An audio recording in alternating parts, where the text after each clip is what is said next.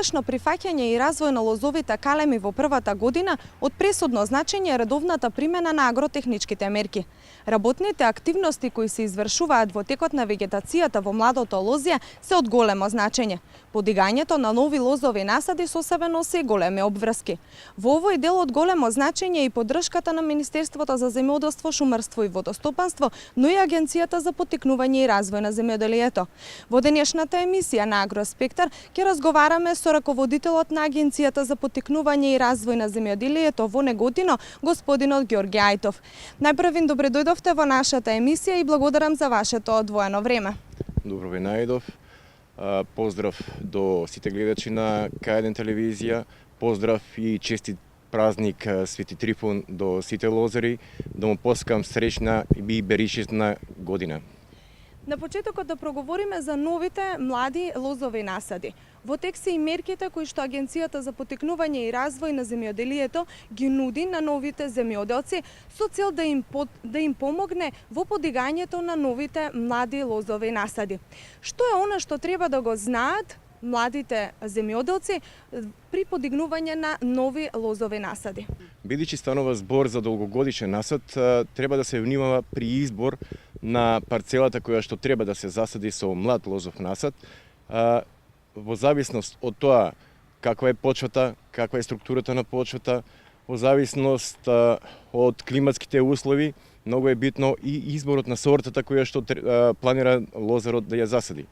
Значи, првично може да се практикува и она стара мерка што ја практикувале старите лозари, каква боја на почвата, таква боја и на сортата на грозје.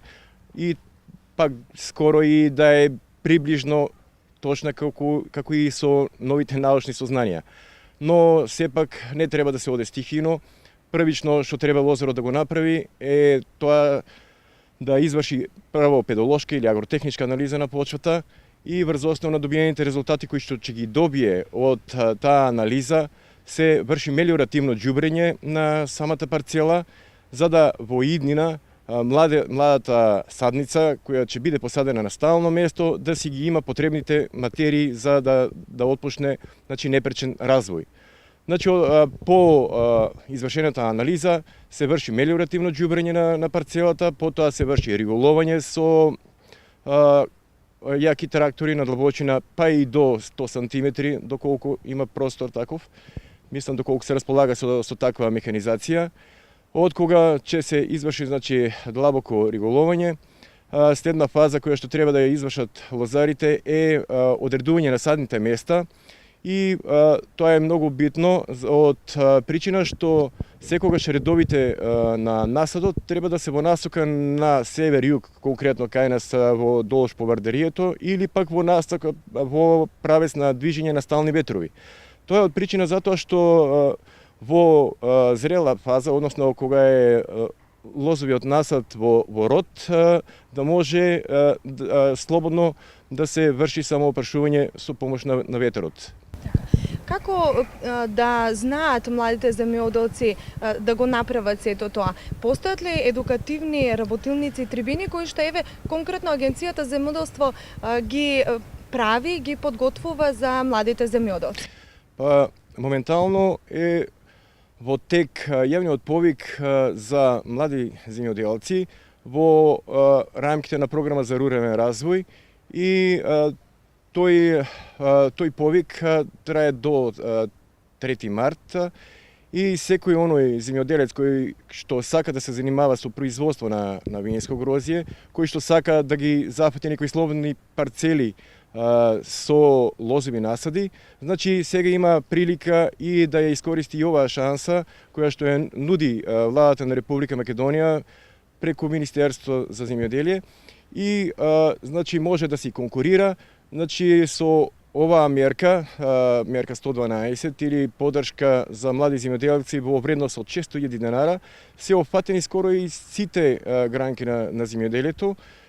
Значи тука можат младите земјоделци да се обезбедат со потребна погонска и приклучна механизација, со подигање на млади насади, каде што до вредност од 600.000 денара може да се обезбеди саден материјал, подпорна конструкција за иден млад насад, Исто така и во делот на пчеларството, оние кои што знаат, кои што сакаат, имаат желба да се бават и со пчеларство, се влезени исто така преку оваа мерка за млади земјоделци може да се обезбедат репроматеријали, се што им е потребно за во иднина да почнат да се занимаваат со одгледување на пчели. Откако ќе се засади новото лозје, што потоа треба да направат? Која е негата овде на новите лозови насади? Како тие треба да се грижат за нив? Значи во првата година од кога ќе се насади насадот и кога ќе изникне, значи начинот на одржавка е идентичен скоро и како на насад во род. Значи најважно е самите леторасти добро да бидат заштитени, бидејќи тие се исто така подложни на сталните предатори и болести кај виновата лоза. Значи редовно се врши заштита од најчестите болести од пламеница, од пепелница, од штетници како што е грозовиот молец, од пајаци, значи сиво гниење, значи сите болести кои што се како болест за кај виновата лоза и се исто така подложни и младите насади. Значи мора да се врши редовна заштита. Така. Со што треба да почнат да го заштитуваат? Кои се тие ѓубрива, кои се тие работи кои што треба да ги знаат? Значи бидејќи уште во првата година кога се подига младиот лозов насад, претходно рековме дека треба да се изврши мелиоративно ѓубрење врз основа на добиените резултати од педолошката анализа и значи сите оние уочени недостатоци на елементи во почвата треба да се додат токму со тоа мелиоративно ѓубрење кое се обава пред регулувањето. Значи во првата година веќе имаме достаточно макроелементи, освен азотот кој што е лесно испарлив и затоа во првите 3 години треба да се врши само оноа прихранување со азотно ѓубриво, додека со фосфор, калиум веќе првите прихранувања треба да се извршат во првата година во род.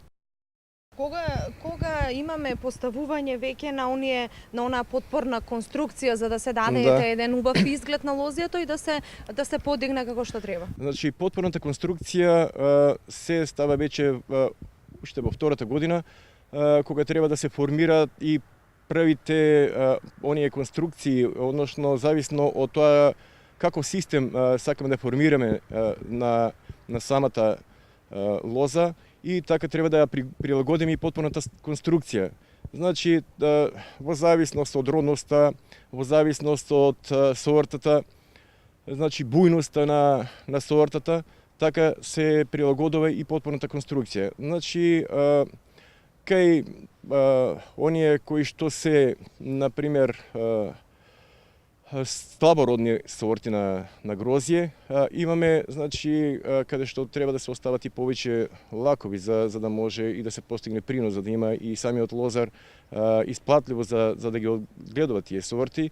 Значи, имаме додатни значи жици во насадот, каде што треба да се прифатат и самите лакови, за да може правилно да се распоредат родните лакови, за да нема здушување во текот на вегетацијата, за полесно да се обавуваат сите агротехнички зафати во насадот, заштита, проредување, орање и така натаму.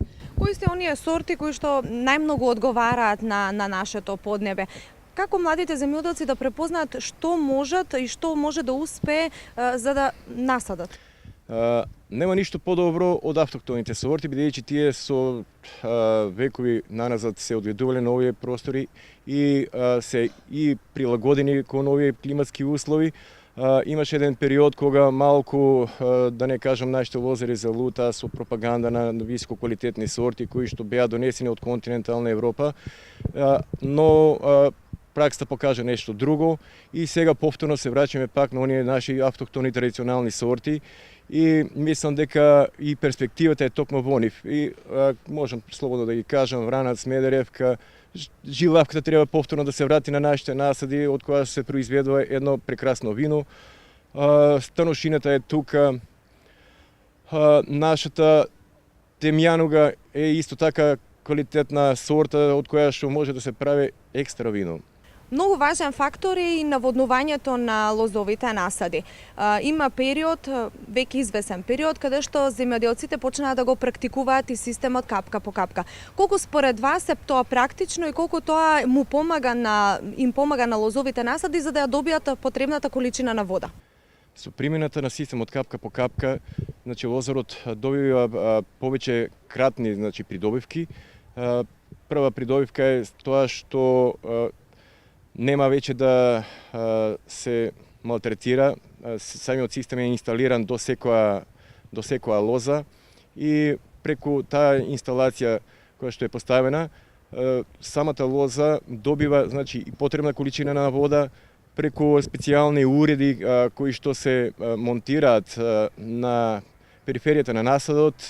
Во нив се може директно да се стават и кристални џубрива и, значи, тоа се придобивки за правилна и навремена исхрана на лозата со потребна количина на храна во зависност од тоа од кој период на развие, односно во која фенофаза на развие самата лоза, така и се додават и хранливите материи. Со тоа се врши навремена и правилна исхрана на лозата, а воедно и се врши и голема заштита на самата вода која што веќе станува се подефицитарна. Нешто што можеби не сите го знаат, а мислам дека е и потребно да се напомене, лозовите насади родот не го добиваат уште првата година или? Значи, во род лозата веќе стигнува во третата година, кога самите земјоделци го почувствуваат првиот благодет од насадот и, значи, во првата година е и помал родот, но веќе од четврта, пета година лозата веќе влегува во една полна родност. Значи ли ова дека првите 3 години можеби се употребуваат различни ѓубрива, различни хербициди или пак останува истата на примена и во текот на наредните години? Значи во првите години сепак примената на вештачки џубрива е помала, реков заради тоа што претходно е извршено мелиоративното џубрење, но со текот во наредните години, бидејќи веќе лозата низ вегетацијата ги троши хранливите материи, па и по некои научни сознанија на секои 5 години, што е веќе тоа и како норма и во спроведувањето на добрата земјоделска пракса, која веќе почнува да се практикува, која понатаму ќе биде и како еден од условите за добивање на субвенции на самите земјоделци. Значи, на секои 5 години се врши педолошка анализа и да се има предвид самиот лозар да знае што недостасува и со што треба понатаму да се џубре, да не дојде и до презаситување на самата почва со некои елементи кои што ги има во почвата, а ние да речеме да додаваме така без контрола.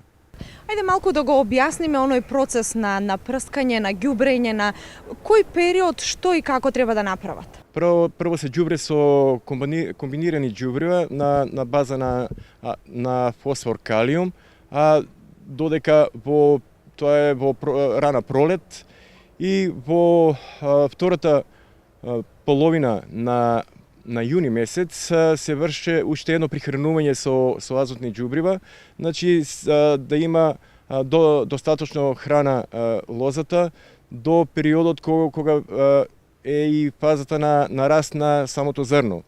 Од кога веќе ќе го почне периодот на зрење, во самото зрно се обавуваат други биохемиски процеси каде се врши трансформација на скробот кој што се претвара потоа во гликоза, односно моносахарид, и веќе почнува фаза на зрење на самото грозие. Кога почнува делот на закројување? Биолошки, значи, закројувањето започнува токму на празникот Свети Трифон. Зошто е тоа така? Тоа не е случајно, бидејќи лозата веќе ги има завршено оној период на биолошки одмор и веќе во овој период започнува, да не кажам, она активност на кореновиот систем на виновата лоза и секоја операција која што се врши односно со резидбата се прават рани и секоја рана на виновата лоза која што се предизвикува со резидбата го активира кореновиот систем да носе храна, вода до горните слоеви и на тој начин самата билка настојува да си ги санира повредите кои што се настанати со резидбата.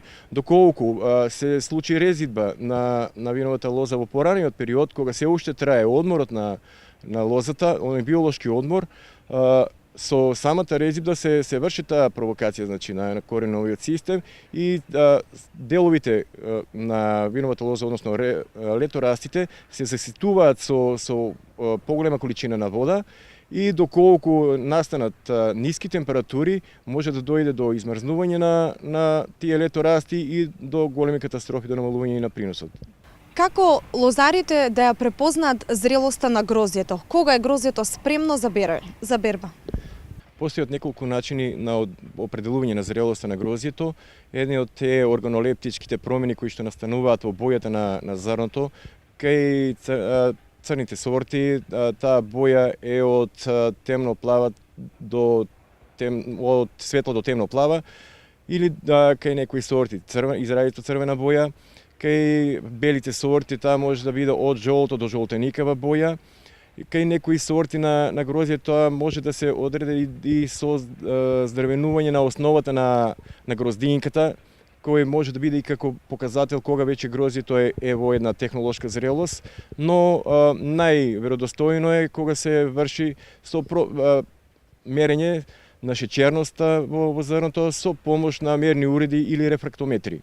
Тука веќе точно може да се прочита, да се види колка беше шеќерноста и дали гроздјето е доволно зрело за од него да се направи квалитетно вино. Оние што во домашни услови сакаат да направат домашно вино од гроздјето кои што сами го произвеле, што треба да направат? Кои се условите првин за да произведат добро и квалитетно домашно вино? Значи, виното се раѓа на лозата. Значи, кога имаме добро и квалитетно грозје, тоа е еден добар услов за да се произведе и квалитетно вино. Значи, пред се треба да имаме здраво, квалитетно, зрело грозје.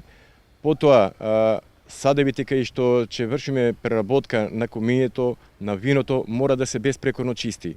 И самото вино не трпи, значи, контакти со кислород. Мора да биде тоа во добро затворени садеви. И секоја една операција натаму што се работи при производство на вино, негово преточување од еден во друг сад, значи секој тој запад треба, значи, да се одвива во крајно хигиенски услови. За грозјето, за виното има да се зборува уште многу. Се надевам дека барем малку ја доловивме онаа почетна фаза на подигање на нови лозови насади и самиот процес на нивно негување. Овде ќе ви се заблагодарам за вашето присуство и еве со една порака за крај до нашите млади земјоделци, сите оние кои што сакаат да почнат да одгледуваат лозје, но и за оние кои што веќе произведуваат, односно одгледуваат нивно лозје. Значи, порака од мене, бидејќи јас сум лозар, од лозарството се уште може добро да се живее.